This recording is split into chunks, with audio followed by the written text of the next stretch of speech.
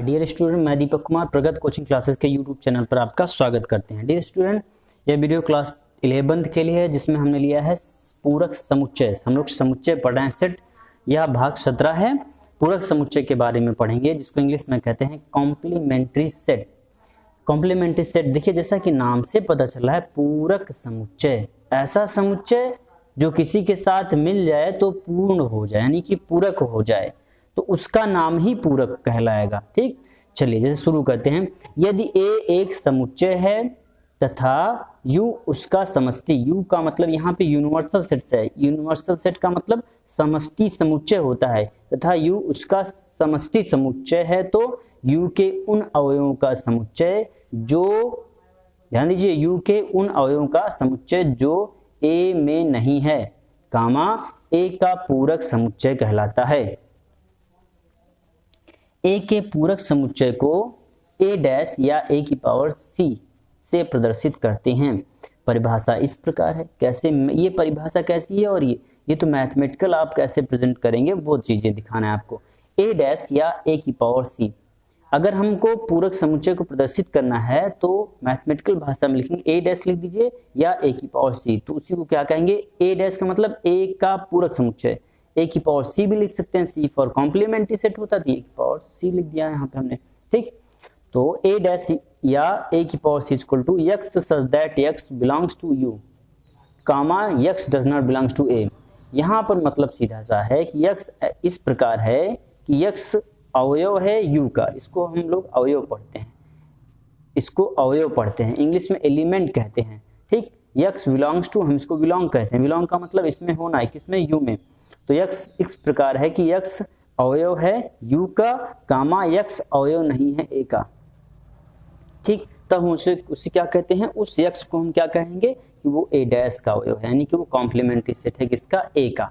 ठीक, चलिए शुरू करते हैं। हम एक एग्जाम्पल लेंगे और उसमें अच्छे से समझेंगे। एग्जाम्पल है, एग्जाम्पल नंबर 1। यदि ए समुच्चय ए बराबर ए कामा बी कामा सी कामा डी कामा ई और U equal to X such that X अंग्रेजी वर्णमाला का अक्षर, तो ए डैश ज्ञात कीजिए। ठीक, ए डैश का मान ज्ञात कीजिए। ए डैश का मतलब पूरक समुच्चय, ए का पूरक समुच्चय ज्ञात करना है। ठीक भैया, तो शुरू करते हैं। क्या लिखेंगे हम, सबसे पहले लिखेंगे यू, यू इक्वल टू कितना दिया है आपको, दिया है एक्स सच दैट एक्स अंग्रेजी वर्णमाला का अक्षर। ये कैसा समुच्चय है, समुच्चय निर्माण की दो विधियां होती हमने आपको बताया था, तो इसको हम कैसे लिखेंगे, एक्स सच दैट एक्स अंग्रेजी वर्णमाला का अक्षर, तो अंग्रेजी वर्णमाला में कितने अक्षर होंगे, तो ऐसे लिखेंगे ए कामा बी कामा सी कामा डी कामा dash dash x comma y कामा जेड। ठीक, ये हो जाएगा। अब लिखेंगे ए कितना दिया है, ए आपको दिया है, ए आपको दिया गया कितना, ए कामा बी कामा सी कामा डी कामा ई। ठीक, अब हम लिखेंगे A dash, A dash equal to हो जाएगा कितना, देखिए हमने पढ़ा था कि ए डैश ऐसा समुच्चय होता है, इसको यू से कम तुलना करिए। देखिए ए बी सी डी ई इसमें है, किसका भाग है, ए का, यू का भाग है ये। ठीक, अब इसमें जो भी अवयव है, जैसे कि ए डैश क्या होगा, वो हो जाएगा ई के बाद जितने हैं, F G H dash dash कितना, एक्स कामा वाई कामा जेड, ये क्या हो जाएगा, कॉम्प्लीमेंट्री हो जाएगा ए का। कैसे, अगर ए और ए डैश को मिला दीजिए कि यू के बराबर हो जाए, बस यही सीधा सा कॉन्सेप्ट है। कॉन्सेप्ट ये है, ट्रिक ये है भैया कि ए और ए डैश को मिला दीजिए यू के बराबर हो जाए। अगर आपको ए डैश देगा, पूरक समुच्चय निकालने के लिए कहेगा, तो आपको यू जरूर देगा, यूनिवर्सल से समष्टि समुच्चय जरूर देगा। अगर नहीं देता है तो फिर मामला फंस जाएगा, कैसे निकालेंगे आप, किससे तुलना करके किससे निकालेंगे आप, तो ये जरूर देगा आपको। ठीक, चलिए एग्जाम्पल नंबर दूसरा लेते हैं। उदाहरण नंबर 2। यदि ए बराबर 3 4 5 6 और यू बराबर 1 2 3 4 5 6, तो ए डैश का मान ज्ञात कीजिए। देखिए भैया, ए डैश निकालना है, ए दिया है यू दिया है, तो क्या करें, ए को तुलना करिए यू से, और यू में ए के जितने भी अवयव यू से मिले उनको छोड़ दीजिए, बाकी यू के जो अवयव बचे उनको ए में उतार दीजिए, यही है ए डैश। ए डैश का मतलब ए का पूरक समुच्चय।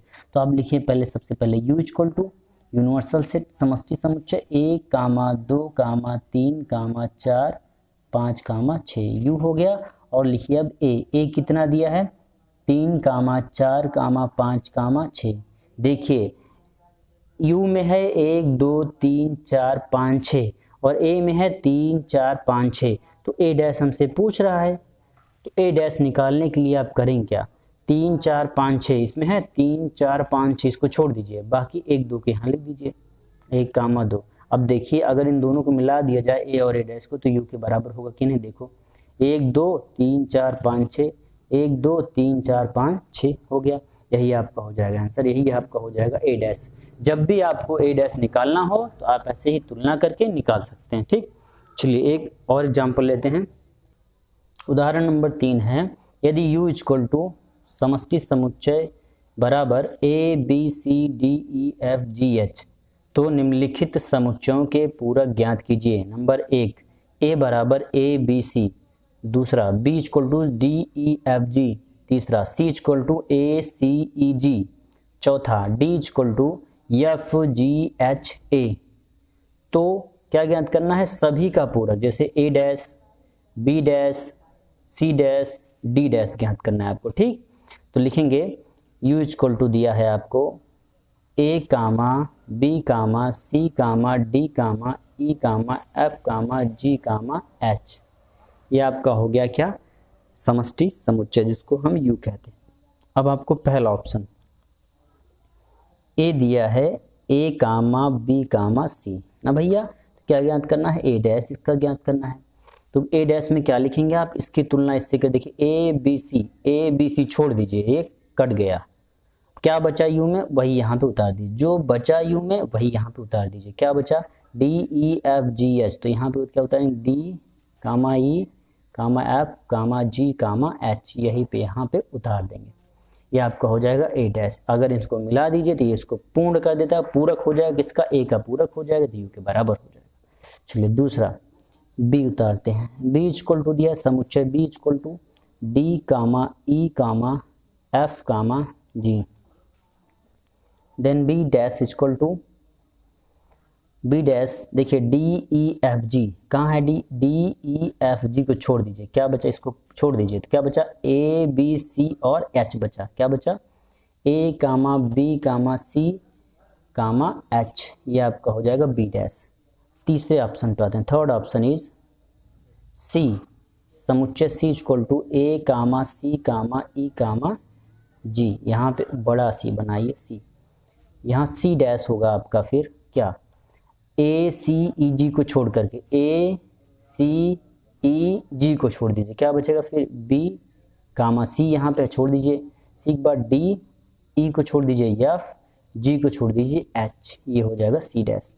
चौथा ऑप्शन, चौथा और लास्ट ऑप्शन इसका है डी इक्वल टू समुच्चय डी इक्वल टू क्या दिया है बेटा, एफ कामा जी कामा एच कामा ए, तो डी डैश इक्वल टू आप क्या करेंगे, डी डैश इक्वल टू लिखेंगे भैया, डी डैश का मतलब एफ में क्या, एफ जी एच ए, एफ जी एच और ए को छोड़ दीजिए, बाकी जो बचा इनको उतार लीजिए, क्या उतारेंगे बी कामा सी कामा डी कामा ई कामा एफ, एफ नहीं कि एफ है, ठीक, ये हो जाएगा डी डैश।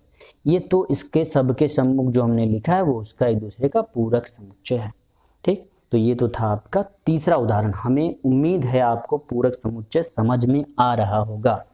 यदि आ रहा है तो कॉपी ले लीजिए, पेन ले लीजिए, नोट कर लीजिए, इससे एक प्रश्न आएगा ही आएगा, या इससे रिलेटेड प्रश्न आएगा, उस प्रश्न में ये टॉपिक रहेगा। हम चलते हैं उदाहरण नंबर 4 पर। प्रश्न नंबर 4 यानी उदाहरण नंबर 4 है, यदि u equal to 1 2 3 4 5 6 7 8 9 comma a equal to 2 4 6 8 तथा b इक्वल टू 2 3 5 7, तो ज्ञात करो। क्या ज्ञात करना है आपको, तो ज्ञात करना है पहला ऑप्शन, हमने ऑप्शन नहीं लिखा इसमें, देख लेते हैं। पहला ऑप्शन आपको ज्ञात करना है a डैश, दूसरा ज्ञात करना है b डैश, तीसरा ज्ञात करना है, तीसरा ऑप्शन इसमें ज्ञात करना है आपको a minus B dash, a minus B का होल डैश, चौथा ऑप्शन इसमें आपको ज्ञात करना है, प्रश्न में ही बात पढ़ रहे हैं हम लोग, b माइनस ए का डैश। बहुत सिंपल सा है, a dash B dash, a minus B का डैश, फिर b माइनस ए डैश, यही ज्ञात करना है आपको, ठीक। चलिए शुरू करते हैं। पहले हम तो लिखेंगे क्या दिया गया है, ए इक्वल टू लिखेंगे, यू इक्वल टू 1 2 3 4 5 6 7 8 9 और ए इक्वल टू दिया है आपको 2 4 6 8 और बी इक्वल टू दिया गया है 2 3 5 7। तो भैया अब चलिए ए डैश, पहला option A dash equal to क्या हो जाएगा, 2 4 6 8 को छोड़ दो, बाकी जो बचा है यू में उतार लो। चलो भैया 2 4 6 8 को छोड़ दिया तो क्या उतरेगा, 1 3 5 7 9, ये हो गया ए डैश। क्या हो गया भैया, ए डैश लिख लिए, 1 3 5 7 9। ए डैश के बाद क्या निकालेंगे दूसरा सेकंड ऑप्शन बी डैश निकालना है।